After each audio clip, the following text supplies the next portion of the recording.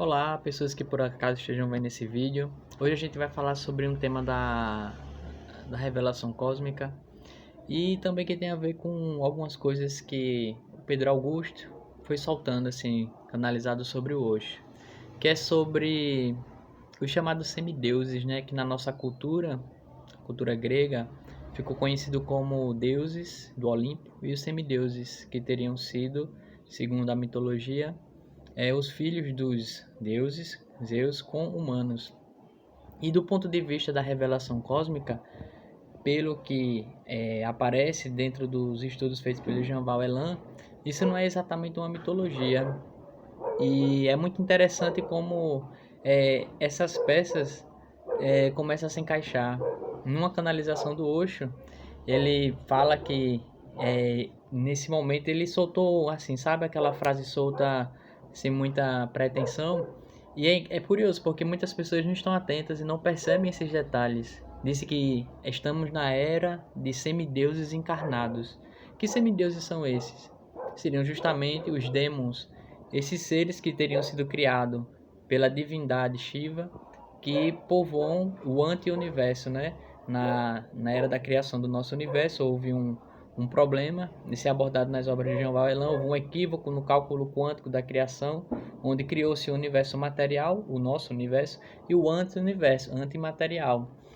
E esse universo antimaterial, chamado de Brahmaloka, seria onde viveriam essas entidades que ficou conhecida no trabalho de Jean-Val Elan como demos, que seriam os seres que ficaram conhecidos na mitologia grega como deuses do Olimpo. Então veja que interessante. Tecnicamente falando, dizer que estamos numa era de semideuses encarnados seria equivalente a dizer que tem seres aqui encarnados que viveram nessa época que datam de milhões de anos atrás, milhões de anos terrestres. E que depois de um processo de destruição que o anti-universo lá está sofrendo, eles teriam, dadas as várias vivências, né, teriam no momento alguns encarnados aqui. E isso também foi algo que foi dito na canalização do Osho, e também é dito que geralmente quem se interessa pelos conteúdos da revelação cósmica sente aquela coisa, sabe, aquela coisa tipo, cara, isso aí é importante, tem coisa aí importante. É porque provavelmente foi um ser que já viveu essas experiências e tem isso guardado dentro do seu DNA cósmico.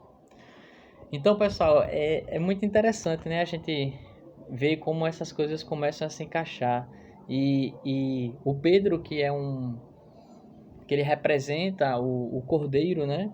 Essa é a premissa, que o Pedro é um emissário do Cordeiro, o principal no momento da atualidade, e um espiritualista que nada tem a ver com a questão das revelação cósmica do Jean-Val Elan, aparentemente não tem nada a ver, mas está sendo jogado aí, né? Para aqueles que têm olhos de ver, que vejam. Eu pego essas coisas e fico, uau, tá lá, né? Tá lá. Quem estuda a revelação cósmica do Jean-Val Elan e assiste as palestras do Pedro, percebeu. Acho que, eu não sei se foi a única pessoa que percebeu isso, porque eu termino estudando muitas coisas e olhando, mas tá lá. Também teve mensagem do Cordeiro dizendo que Shiva, nesse momento de transição, iria liberar seus demônios para que o que precisasse ser feito fosse feito.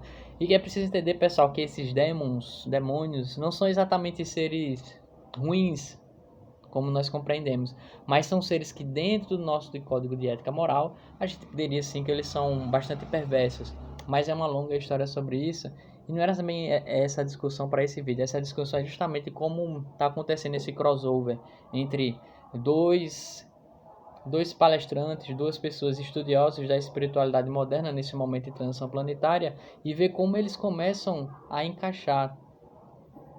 É muito interessante.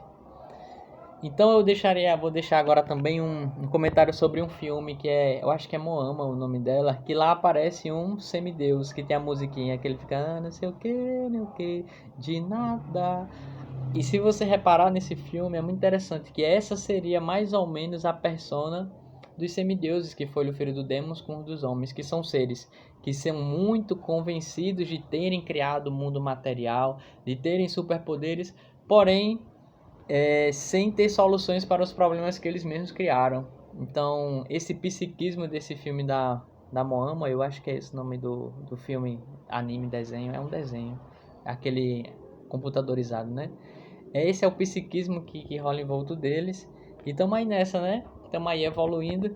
E no futuro, nas próximas gerações, depois de completar todo o processo de regeneração, que a gente começar a ter liberdade no nosso sistema solar, de se comunicar com as outras formas de vida, os outros seres, a gente vai voltar a essa discussão da forma mais profunda, direta. Eles vão abrir o jogo. Por hora, a gente fica só fazendo suposições e esperando aí, né? O tempo passar.